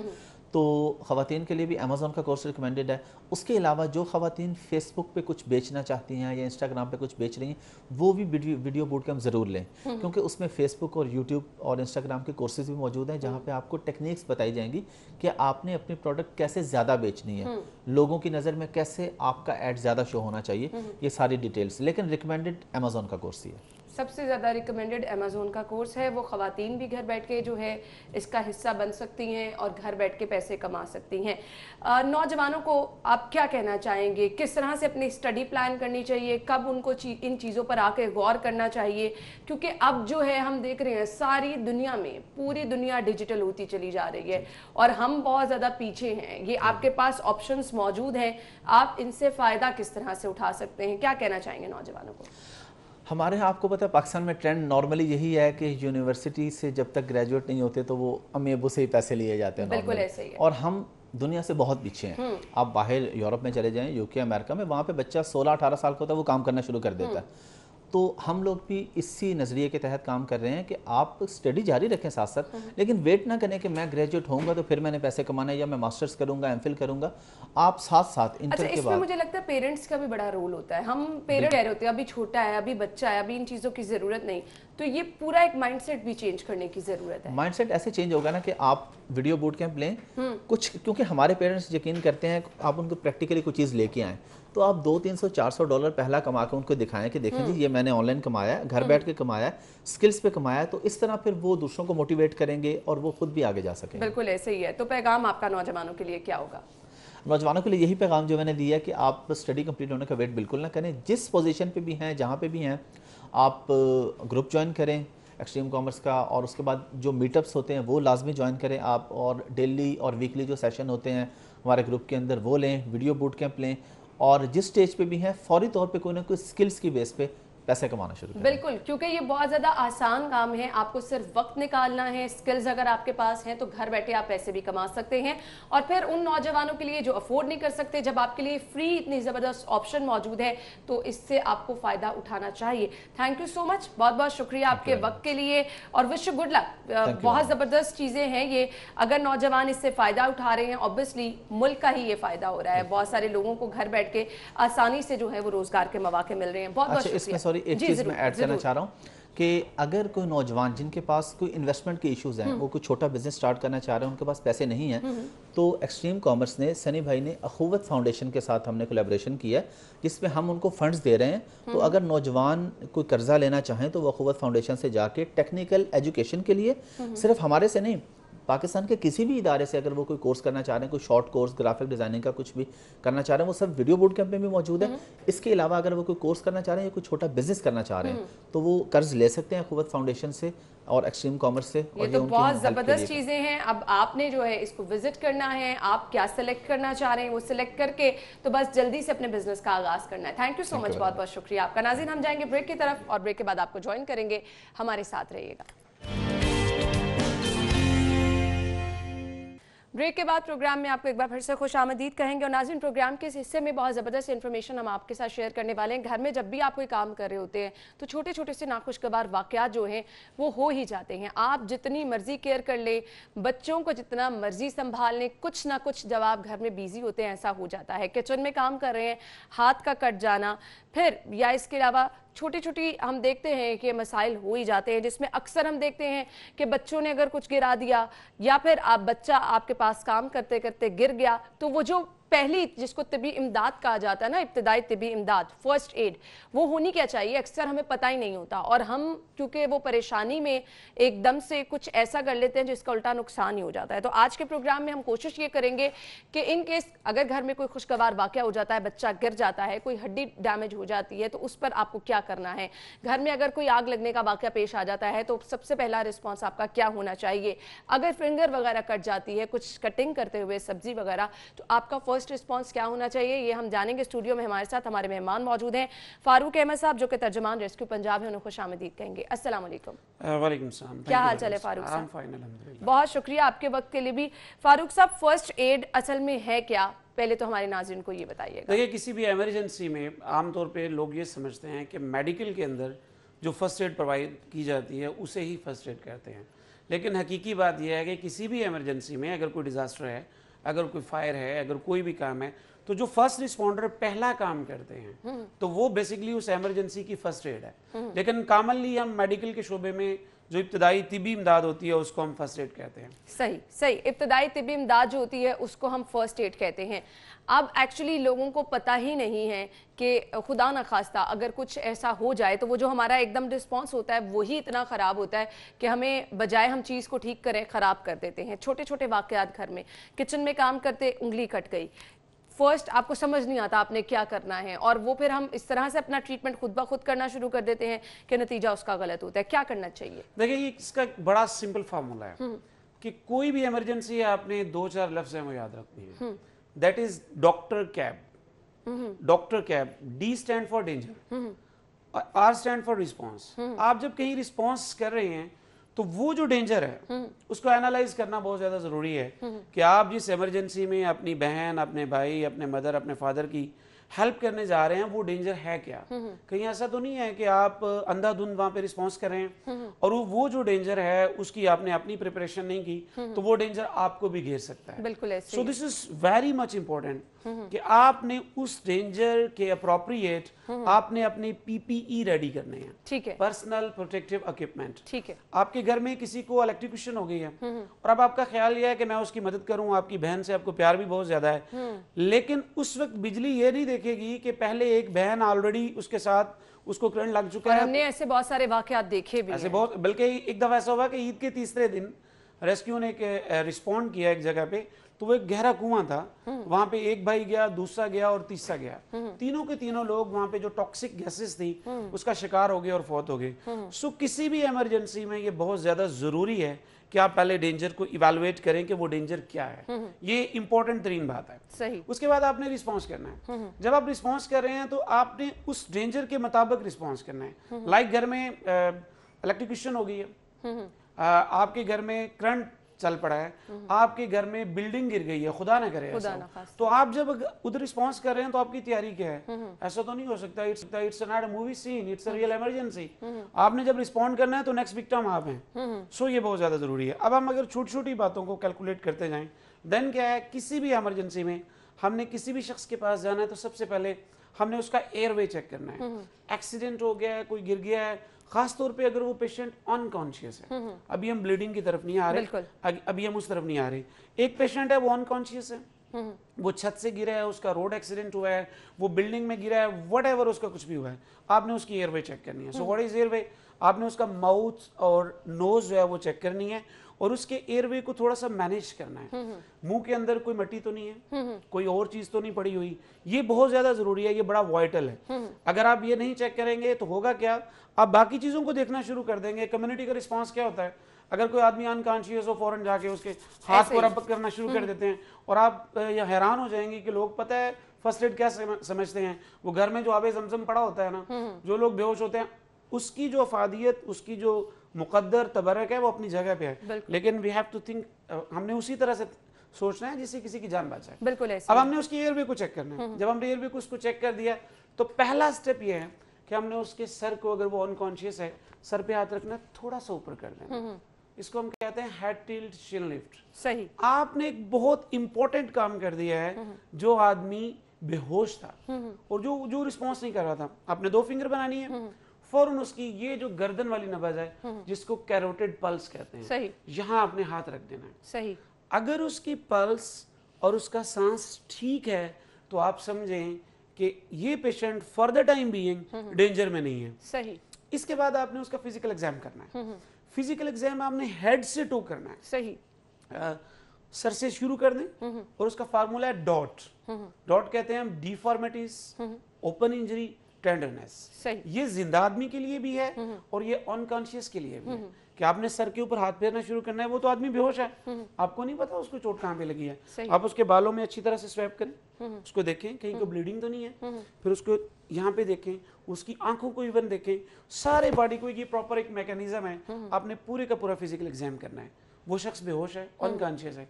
अब आपको उसके सारे फिजिकल एग्जाम से आपको एटलीस्ट पता चल जाएगा।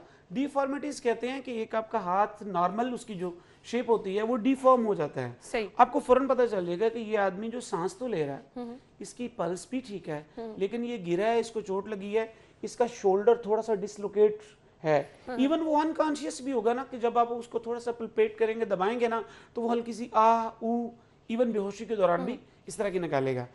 एक बात और बड़ी याद रखें, हम ब्लीडिंग की तरफ आगे आते हैं, कि कोई आदमी जो अनकॉन्शियस है, आपने हमेशा उसको समझना है कि वो सर्वाइकल स्पाइन इंजरी का पेशेंट है, सही, या वो कमर की चोट का पेशेंट है। सही। अगर आप बेहोश आदमी को जो कहीं छत से गिरा है, किसी एक्सीडेंट का शिकार हुआ है, अगर आप उसे जल्दबाजी में एक मोहब्बत के जज्बे और एक ह्यूरिक जज्बे के तहत उठाएंगे, तो आपको इस बात का इल्म नहीं है कि आप उस पेशेंट के साथ कितना बड़ा जुल्म कर रहे हैं। बिल्कुल। तो ये जानना बहुत जरूरी है कि उसकी कमर पे चोट तो नहीं लगी। कमर के चोट के पेशेंट को सही तरीके से शिफ्ट करना जरूरी है, ना कि जल्दी शिफ्ट करना जरूरी। सही। अच्छा फारूक साहब, घरों में अक्सर ऐसा होता है, बच्चा रो रहा है और एकदम से सांस उसका गायब हो गया है, समझ नहीं आती इसका फर्स्ट रिस्पॉन्ड क्या होना चाहिए, क्या करना चाहिए पेरेंट्स को? देखिए, एक तो ये है कि दोबारा हम आएंगे, फॉर्मूला हमारा वही है, डॉक्टर ABC। आप सबसे पहले देखिए बच्चे के इर्द गिर्द कोई चीज तो नहीं पड़ी हुई, कोई ऐसी चीज तो नहीं है। खिलौनों से आमतौर पे बच्चे खेलते हैं और उनको वो मुंह में डाल देते हैं, ऐसे ही है। छोटे बच्चे का और बड़े बच्चे का, इसको हम कहते हैं फॉरेन बॉडी एयरवे ऑब्स्ट्रक्शन। तो माओं को कम से कम ये पता होना चाहिए, हमारे पेज के ऊपर इसकी वीडियोस भी मौजूद है, आज हमने आपसे शेयर भी की हैं। आप फौरन देखें कि क्या उसके बच्चे में कोई विजिबल चीज तो नहीं है। इसमें अहम बात यह है कि अगर वो विजिबल इतनी बिल्कुल टीथ के पास है, जैसे एक बच्चा है उसने 2-3 ब्लॉक्स थे वो उठाए, एक दो उसके गले में चला गया, एक उसके मुंह में है, तो कम से कम जो मुंह में है जो पकड़ा जा सकता है उसको निकालें, लेकिन ब्लाइंडली आप उसके मुंह के अंदर फिंगर नहीं डालें ताकि वो खतरनाक ना हो जाए। फिर आपने क्या करना है, आपने उस बच्चे को अपने हाथ पे उठाना है, यहाँ पे अगर डमी होती मुझे कहते हैं मैं कैरी कर लेता जरूर, तो आपने उसके जो दोनों कंधे हैं जिसको स्कैपुला बोलते हैं, आपने उसके पीछे एक अच्छी थ्रस्ट देनी है, लाइक दिस 1 2। तो ये एक ऐसी छोटी सी टेक्निक है जिससे हमारे जितने भी शरारती बच्चे हैं, और चाहे वो शरारती नहीं भी हैं, जो एक्टिव बच्चे हैं, कई बच्चे होते हैं वो सुबह से लेकर शाम तक अपने बेड पे लेटे रहते हैं, कई बच्चे होते हैं वो बड़े एक्टिव होते हैं और घर के सारे प्लग्स में उन्होंने उंगली डालनी होती है, हर जगह पे उन्होंने जाना होता है, आपका ड्रेसिंग टेबल के ऊपर उन्होंने तहस नहस फेर देना होता है और आपको पता चल जाता है यहाँ पे कोई शेर अभी अभी ताजा ताजा कोई भागने वाला बच्चा गया है। फारूक साहब हमारे पास टाइम कम है, घर में अक्सर ऐसे होता है दूध आपके ऊपर गर्म गिर गया, चाय आपके ऊपर गिर गई, ये छोटे छोटे वाकयात होते रहते हैं, आपका फर्स्ट क्या होना चाहिए, क्या ट्रीटमेंट आपको देना चाहिए? हम अक्सर क्या करते हैं, टूथपेस्ट लगा ली, आपको कोई पास ठंडी चीज नजर आ रही है आपने वो लगा ली, किस तरह से कुछ जले हुए पे आपको फौरी? देखिए सबसे पहले आप ये बात ज़हन में रखें कि आप फर्स्ट एडर हैं, यू आर नॉट डॉक्टर। अगर आप डॉक्टर बनना शुरू कर देंगे तो काम खराब हो जाएगा। किसी भी जले हुए चीज के ऊपर, मोस्टली जो घर के अंदर होता है, आपने कोई काम नहीं करना, सिंपल आपने उसके ऊपर शावरिंग ऑफ वाटर करनी है। ये सब लोग जान लें कि आपने शावरिंग ऑफ वाटर करनी है। आप जब उसके ऊपर टूथपेस्ट और बाकी चीजें लगाते हैं, उसका नुकसान ये होता है कि वो हीट आपके जिस्म के अंदर ही रहती है, वो मजीद पेनिट्रेट करती है। तो पूरी दुनिया में जो पढ़ाया जाता है वो फर्स्ट एड यही है कि आपने उसके ऊपर शावरिंग ऑफ वाटर करनी है। अगर ब्लीडिंग हो जाती है, अगर किसी आदमी को आम घर पे, बल्कि इवन कुछ दिनों में अपने एक अजीज है उनके घर में एक इमरजेंसी हुई, एक कप था तो वो धो रहे, तो गर्म पानी से धो रहे थे, जब उसने अंदर हाथ फेरा तो वो कट गया और यहाँ पे कट बहुत गहरे लग गए। ये खास तौर पे जो हमारी बहनें घरों में काम करती हैं, अगर तो वो ग्लव्स पहन लें तो ये बड़ी अच्छी बात है, स्किन भी बेहतर रहती है, और अगर आपने ग्लव्स पहने हुए हैं तो थोड़ी सी सेफ्टी भी रहती है। अगर ऐसी सूरत में कट लग जाता है तो सबसे पहला ये काम करें कि आप उस जख्म को साफ करें, और ये सफाई का जो मामला है ये आपके बाजू के ऊपर भी हो सकता है। ठीक है, आप अगर कहीं पे चढ़े हुए हैं, ये बहुत जरूरी है कि आप अपने उस जख्म को एक्सपोज करें। जब तक आप ये नहीं जानेंगे कि खून निकल कहां से रहा है, तब तक आप उसकी फर्स्ट एड नहीं कर सकते। सही सही। अच्छा फारूक साहब, हीटर बहुत ज्यादा घरों में अब लगना शुरू हो जाएंगे, सर्दी आ रही है और हम अनफॉर्चुनेटली देखते हैं नाखुशगवार वाकयात भी होते हैं। खुदा ना खास्ता अगर कहीं हीटर की वजह से कोई ऐसा वाकया हो जाए तो फर्स्ट रिस्पॉन्ड क्या होना चाहिए? बहुत खतरनाक है। पहली बात तो यह है कि शाम को सोते वक्त, चाहे जितनी मर्जी गर्मी है, सर्दी है, व्हाटएवर वेदर कैसा है, आपको शाम को सुई गैस का हीटर हर सूरत बंद करना है। सही, किसी सूरत में ये जलता नहीं रहेगा। शाम के वक्त जब भी आप सोने लगे, 10 का टाइम, 11-12 आपने हीटर बंद कर देना है। सही। हमारे यहाँ फ्लक्चुएशन होती रहती है। आपने जो ही पेशेंट के पास गए, आपको पता चल गया, किसी 1-2 लोगों को पता चल गया है कि इनके कमरे के अंदर गैस निकल रही थी। बेसिकली वो जब गैस को इनहेल करते हैं तो एक पूरा सिस्टम है हमारे बॉडी का, तो वो पेशेंट अनकॉन्शियस हो जाता है। आपने पल्स पे हाथ रखा, ये गोल्डन लफ्ज आपने भूलने नहीं है। सही। Danger, response, airway, breathing and circulation. आपने हाथ रखा, आपको पता चल गया इसकी पल्स नहीं आ रही। अब आप ये यकीन जान लें कि इस पेशेंट के लिए आप फरिश्ता हैं। अगर आपने 6 मिनट के अंदर उसकी दिल की धड़कन बहाल नहीं की, जिसको हम अपनी जबान में कार्डियो पल्मोनरी रिससिटेशन कहते हैं, सही, तो आप ये जान लें कि आप वो जो कोई भी हैं, आप उनको गुड बाय कहने वाले हैं। सही। लेकिन आई होप फारूक साहब, वक्त कम था, मैं तो बहुत सारी चीजें आपसे पूछना चाह रही थी, जितनी हमने इन्फॉर्मेशन शेयर की है, तो प्लीज इन चीजों का ख्याल रखिए। किसी भी नाखुशगवार वाक़े की सूरत में ये वो चीजें हैं जो कि आपके प्यारों की जान बचा सकती हैं। थैंक यू सो मच, बहुत बहुत शुक्रिया आपके वक्त के लिए। नाज़रीन, हम ब्रेक लेंगे और ब्रेक के बाद आपको ज्वाइन करेंगे, हमारे साथ रहिएगा। से ज्यादा जरूरी चीज है कि आपने देखना है कि शूज आपके कंफर्टेबल होने चाहिए। ऑब्वियसली आपको ऑफिस में इधर उधर जाना भी है, अपने काम भी करने हैं, तो हमेशा से प्रायोरिटी मेरी स्टाइलो शूज इसलिए रहती है कि अगर मैं हील्स भी पहन रही हूँ वो भी बहुत कंफर्टेबल होती हैं, जो इस टाइम मैंने पहनी हुई हैं, और इसके साथ साथ अगर आप फ्लैट शूज़ के ऑप्शन पे भी जा रहे हैं तो वो भी आपके पास बहुत ज़बरदस्त होती हैं। तो ऑनलाइन भी आप विजिट कर सकते हैं, इसके साथ साथ आप शॉप पे जाकर भी विजिट कर सकते हैं। बहुत ही अमेजिंग यहाँ पर शूज़ मौजूद हैं, आप जाकर खरीदारी कर सकते हैं। आगे बढ़ते हैं, सेगमेंट्स की तरफ चलते हैं और शामिल कर लेते हैं आज के भाव।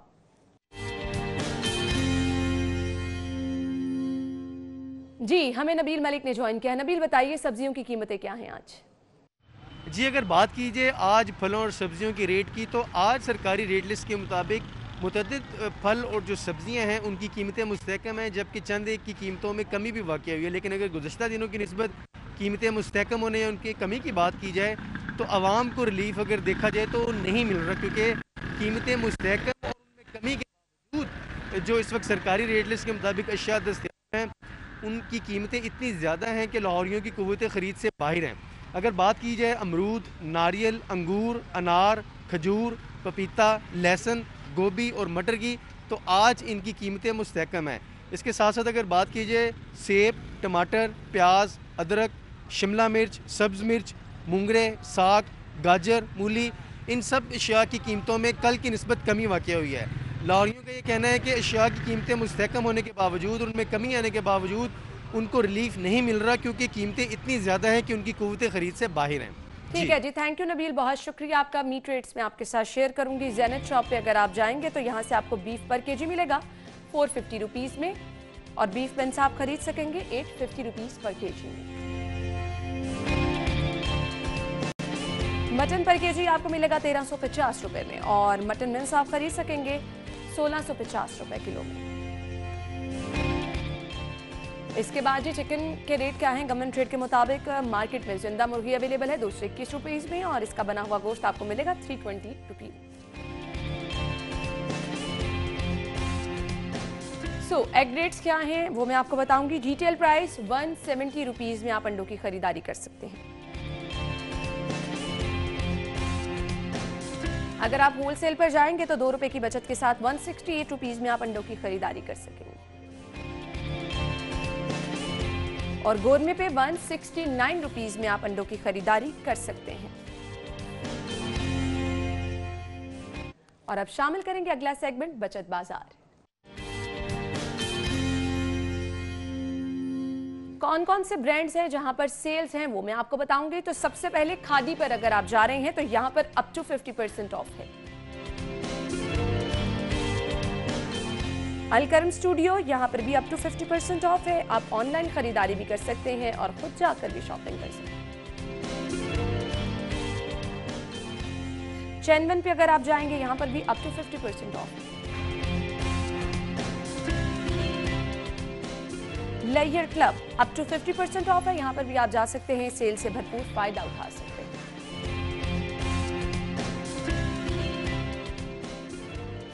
तो इसी के साथ ही प्रोग्राम का वक्त भी अपने इख्तिताम को पहुंचा है। आप अपना बहुत सारा ख्याल रखिएगा, एहतियात कीजिएगा। इंशाअल्लाह जिंदगी रही तो कल सेम टाइम पर मुलाकात होगी। इजाजत दीजिए, अल्लाह हाफिज।